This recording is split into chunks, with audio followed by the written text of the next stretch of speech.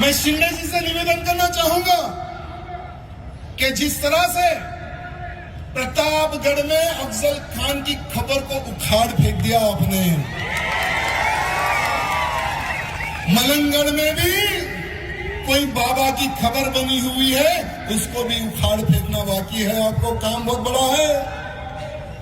विशालगढ़ में कोई रैन बाबा, उसको भी उखाड़ फेंकना है, वहां पर भी एक दरगाह बनी हुई है। साथ ही साथ आपके इस रौड़ी तालुका में भी गुहा गांव में कोई काफिरनाथ, ये एक अपना हमारा मंदिर है कनीफनाथ, जो हमारा कनीफनाथ जो मंदिर है, वहां पर पुलिस कहती है, प्रशासन कहता है कि आप आरती कर सकते हैं, लेकिन वहां पर आरती करने के लिए ये लांडे हमें जाने नहीं देते। उसको भी इन्होंने कब्जा किया है। साथ ही साथ जैसे सागर जी कह रहे थे कि हमारे यहां श्रीरामपुर में बहुत सारे मंदिरें हैं जहां पर इन्होंने इलीगल कब्जा किया है। मैं एक वीडियो इनका देख रहा था, एक खबर को ये लोग तोड़ रहे थे। नारद मुनि जी का कोई मंदिर है, वहां पर एक खबर बनी हुई थी, उसको तोड़ रहे थे। बहुत अच्छा काम किया, मैंने शाबाशी दिया इनको। कैसे जितने भी ये सबको तोड़ते जाओ, जितना आप लोग तोड़ोगे ना उतना हिंदुत्व बढ़ेगा। ये सिर्फ एक श्रीरामपुर में ही कब्जा नहीं है। आपको बताना चाहूंगा, छत्रपति शिवाजी महाराज के 370 किले हैं। 370 किलो में से 25% किलो में या किसी किले पे मजार बना हुआ है, या किसी किले पे दरगाह बनी हुई है, या कहीं हाजी बैठा हुआ है, या कहीं बाबा बैठा हुआ है। सब पर इलीगल कब्जा हो चुका है। जिस तरह से प्रतापगढ़ किले को आपने मुक्त कराया मुख्यमंत्री जी, इन तमाम कामों को, इन तमाम कब्जों को मुक्त करवाए, ये मैं आपसे निवेदन करना चाहूंगा। और महाराष्ट्र की जनता को कहना चाहूंगा, जो हिंदुत्व के लिए कार्य करेगा, जो हिंदू कार्यकर्ताओं को सहयोग करेगा, उन्हीं को आशीर्वाद मिलेगा महाराष्ट्र की जनता का, और वही राज करेगा। अरे जो हिंदुत्व की बात करेगा वही महाराष्ट्र में राज करेगा। हमें डुप्लीकेट हिंदू नहीं चाहिए भैया, हमें डुप्लीकेट हिंदू नहीं चाहिए। हमें तो ओरिजिनल वाला मुख्यमंत्री चाहिए। आप सबको पता है कि महाराष्ट्र में एक शेर हुआ करते थे, जिनको हिंदू हृदय सम्राट बाला साहेब ठाकरे कहते थे। मैं आज उनका परम भक्त हूं। हमारे बाला साहब जी की कुछ बातें मुझे याद आती है। उन्होंने बैठ गए एक इंटरव्यू में, और वहां बैठा हुआ रजत शर्मा। वो रजत शर्मा पूछता है कि बाला साहब, अगर आपको देश का प्रधानमंत्री बना दे तो आप क्या करोगे? तो वो एकदम डायरेक्टली फायर करने वाला इंसान, तो पहले जितने भारत में जो देशद्रोही लाइन है उनको मैं साफ करूंगा, और ये राष्ट्रीय FIR ये मैं नहीं करूंगा, डायरेक्ट गोली मारूंगा। तो वो मीडिया वाला परेशान, अरे ये क्या है? हाँ हम ऐसी है।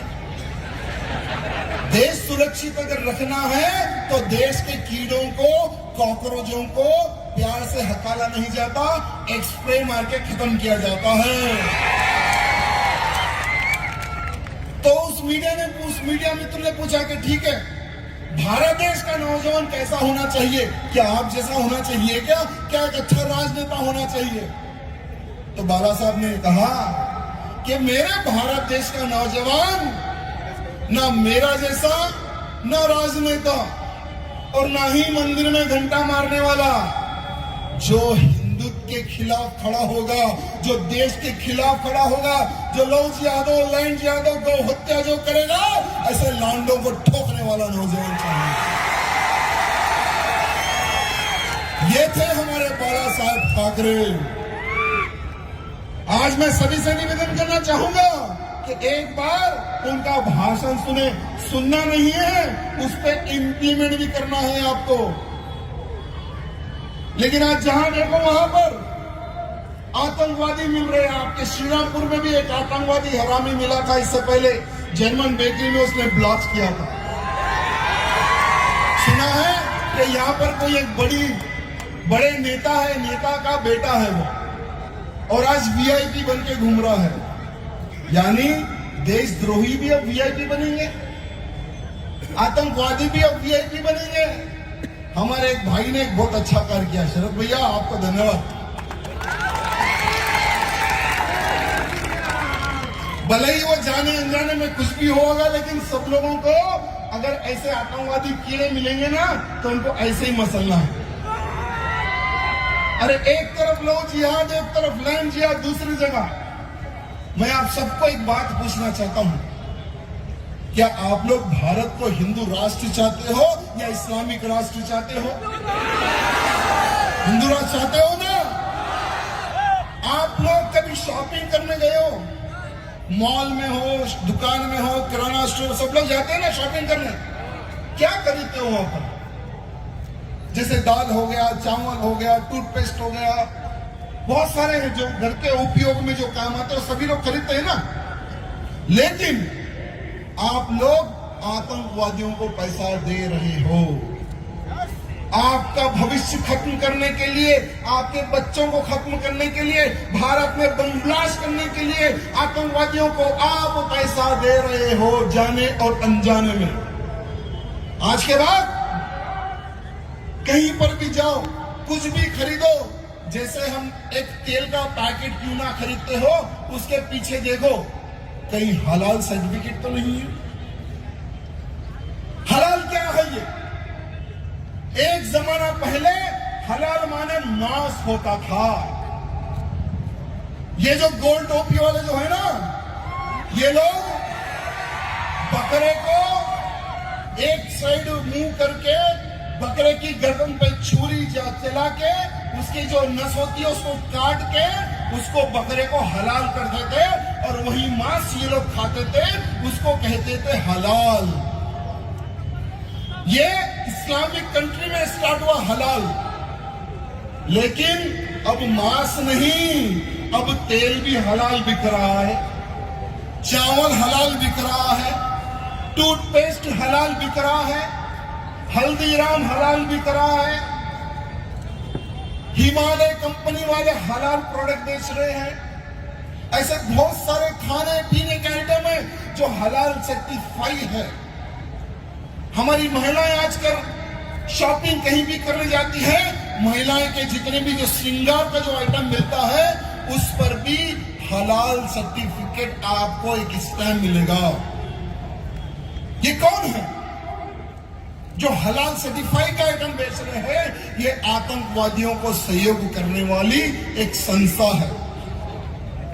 जमीयत उलेमाए हिंद, जमीयत उलेमाए महाराष्ट्र, हलाल सर्टिफिकेशन इंडिया,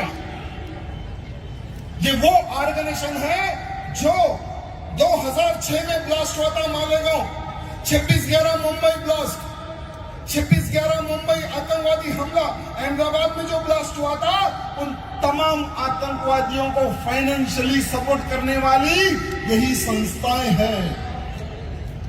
आप कौन सा भी माल में चले आओ, यहां पर कोई भी माल होगा, अगर आप वहां पर जाओगे मॉल में 70% हलाल सर्टिफाइड आइटम आपको बिकेंगे, आपको दिखेंगे।